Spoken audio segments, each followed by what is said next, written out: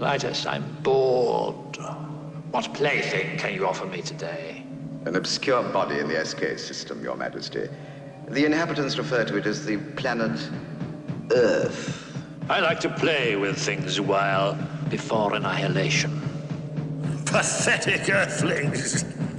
Who can save you now? Savior of the universe!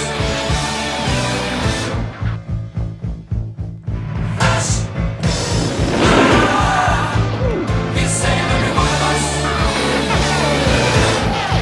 Flash! Stay back!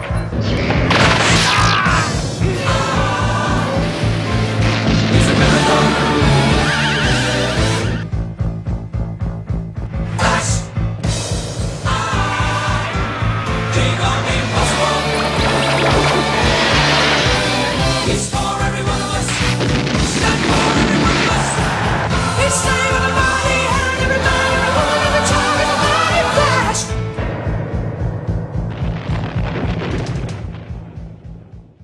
Flash Gordon was released in 1980 and was very successful in England and parts of Europe, but didn't make a huge impact on the US market and was considered a flop, but over the years it's become a huge cult favourite. When the film hit the big screen, there was a lot of competition with two big sequels, with Empire Strikes Back and Superman 2, but Flash managed to make an impact on Europe, and I think down to the band Queen being involved. After the success of Superman the movie, Flash Gordon was the next big comic strip to get the movie treatment. With Dino De Laurentiis picking up the rights to produce the film, he went on to produce many classics afterwards, such as Conan the Barbarian and the big box office bomb, June. Flash in the original comics was a polo player and a Yale graduate. The story begins with Earth bombarded by fiery meteors, and Dr. Zarkov invents a rocket ship to locate their place of origin in outer space. Half mad, he kidnaps Flash and his companion Dale, whose plane has crashed in the area, and they travel to the planet Mongo, when they discover the meteors are weapons devised by Ming the Merciless, the evil ruler of Mongo. The film was adapted to the big screen by Lorenzo Semple Jr., who had penned many of the scripts for the 60s Batman TV show, and he understood the comic strip style very well, and he sticks very close to the original source material. I think the only change to Flash was that he was an American football player instead of a polo player in the movie, I suppose trying to keep the character up to date to a certain degree. Mike Hodges was supposedly picked as director because the producer liked his face. Dino De Laurentiis was a very eccentric man who made quick decisions despite if they were completely wrong. Mike Hodges was very reluctant to do it. He mainly produced thrillers and was well known for his debut film, Get Carter. He thought he was the wrong guy for the job, and I think most people in the industry thought the same. But he was persuaded and he wanted to see if he could pull it off. The director Mike Hodges had to improvise a lot during the production, and the whole process was a learning one. He had never done a film like this before and hasn't since. He had to learn a lot while making the film because of the extensive special effects and large sets. He wanted to keep close to the vivid colours of the comic strip, and he still loves the look of the film today, which no one can deny because it's one of the rare comic book movies that uses colour in such an extreme way and keeps extremely faithful to the source material. The guy in charge of the photography was Gil Taylor, who previously shot Star Wars. Flash Gordon is probably some of his best looking work. It's very eye-popping and rich in contrast, and with a soft, filtered look. The director had mentioned the movie has a sexual undercurrent throughout, which does fit the Flash Gordon style very well, I believe. With the crazy flamboyant costumes and character designs, everything fits together perfectly.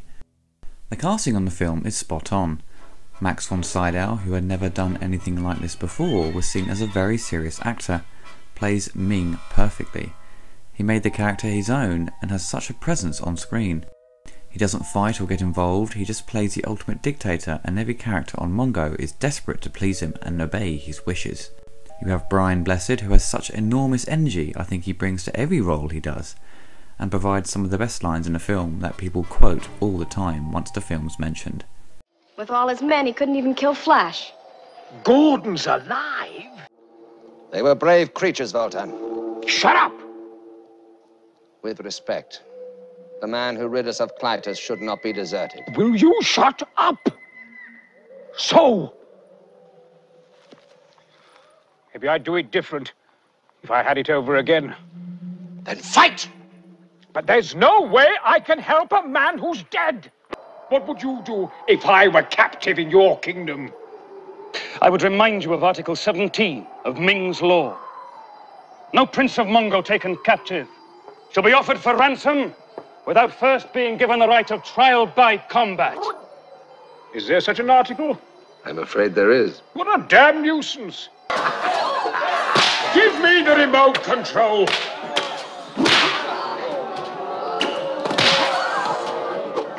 Come on!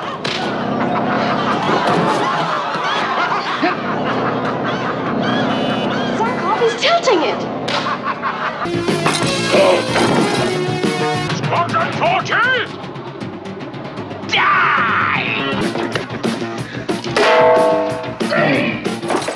You have Timothy Dalton as Prince Baron, who went on to be James Bond, as we all know.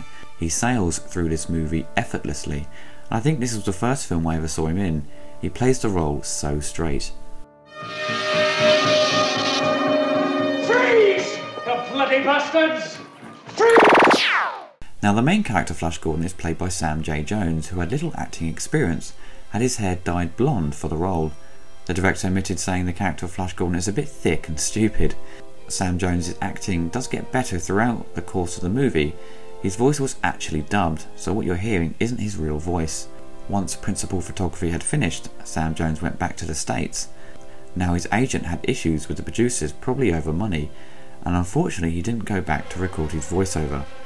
Also, I believe it affected the marketing in the US. Sam Jones didn't get involved with the interviews prior to its release, so they had to concentrate on aiming the marketing towards Ming, which was a silly move because Flash is the hero. You can't have an advertising campaign revolving around the bad guy.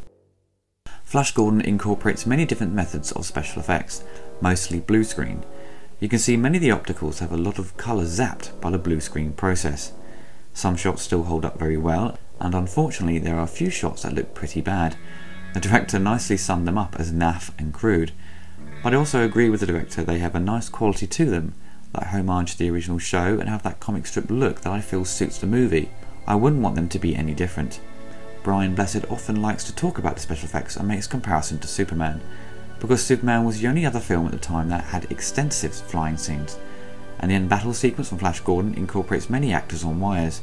In this upcoming video he mentions they had over 2,000 guys on wires, which I think the number he quotes is a bit far-fetched, but it's very insightful and funny nonetheless. That in the film there is a sequence which is the attack of the rocket ship Ajax, right? And my men, it's very hard. You see, in all the science fiction films, you get, in Superman, one man flying, or maybe 2 or 3 in the sequels after that. But in Flash Gordon, we had 2,500 people flying. And it's very hard to get their wings together and have them come down. And there was a day in which it was the attack of the Hawkman, you know, Squadron 40, die! That one. Impetuous boy! All that. Sorry about your eardrums, darling. You'll get used to it. So we were all up there waiting, 2,500 of us, and it took about 7 days to get the rocket ready, to get the dynamite ready, to get the special effects ready, and of course, I, had a great bazooka which was made of cardboard. You know, is that Michael over there? Yeah.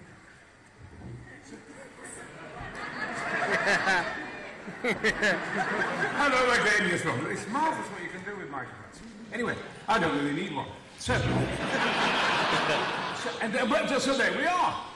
And we stood by, we're all flying, and it's because my bazooka's made of cardboard. They're made of bloody cardboard. And so they said, right, Brian, dynamite ready, special effects ready, Hawkman ready, action! And I flew in, follow me, flash! Take that! Take that! Take that! Take that!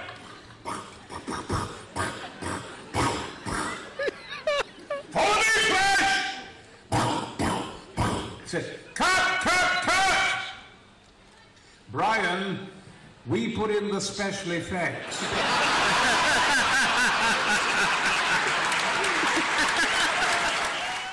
The production and costume design was handled by Oscar winner Danilo Donati, who had made some beautiful costumes, but the director had complained many were impractical.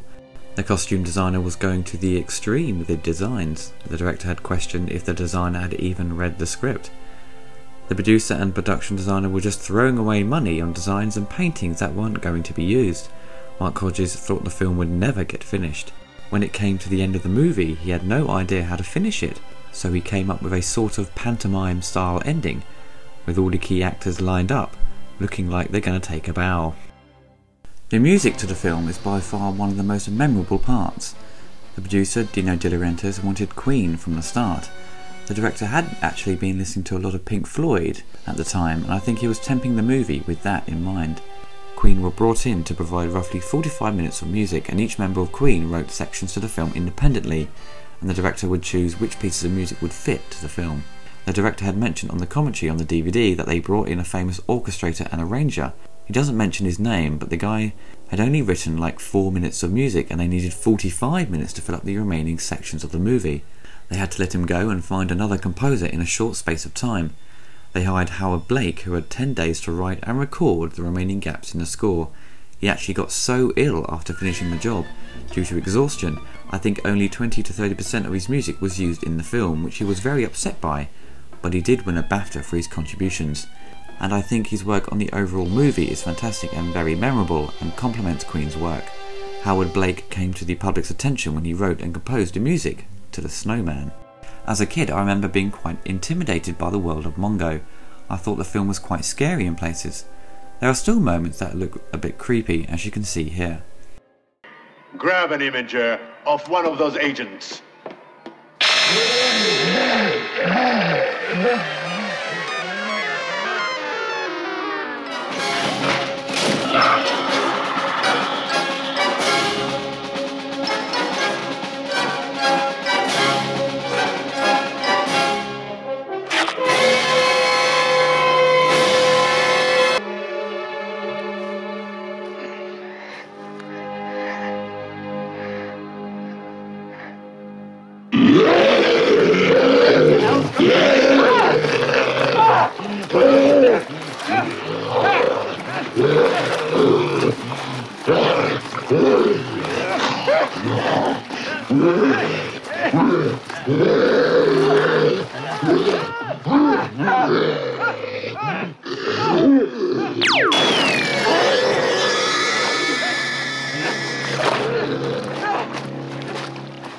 It's strange actually that they haven't tried to do a new film. There was talk of a sequel which was going to be set on Mars, but due to the movie not making enough money worldwide, that idea was scrapped. There were cartoons in the 80s of Flash Gordon, and one show I remember was Defenders of the Earth, which I enjoyed watching, but for some reason the intro music was frightfully bad.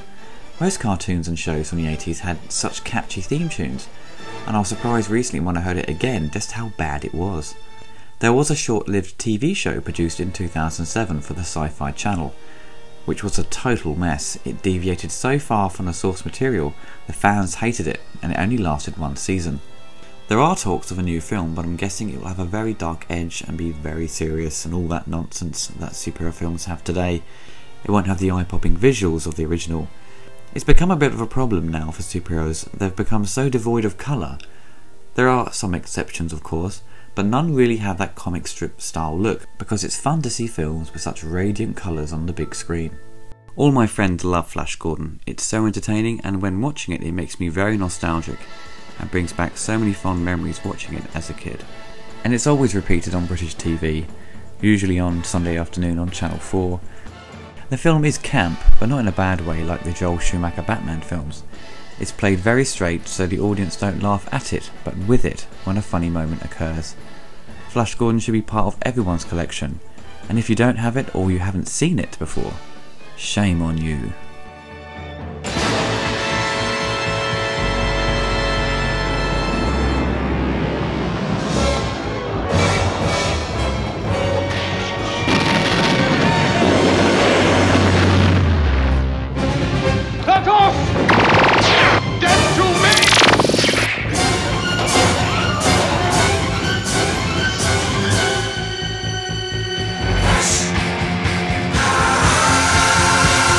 Long live Flash.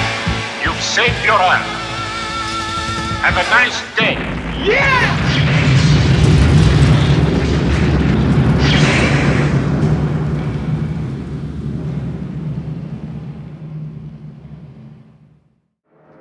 Fly back to your kingdom. You may see me sooner than you think.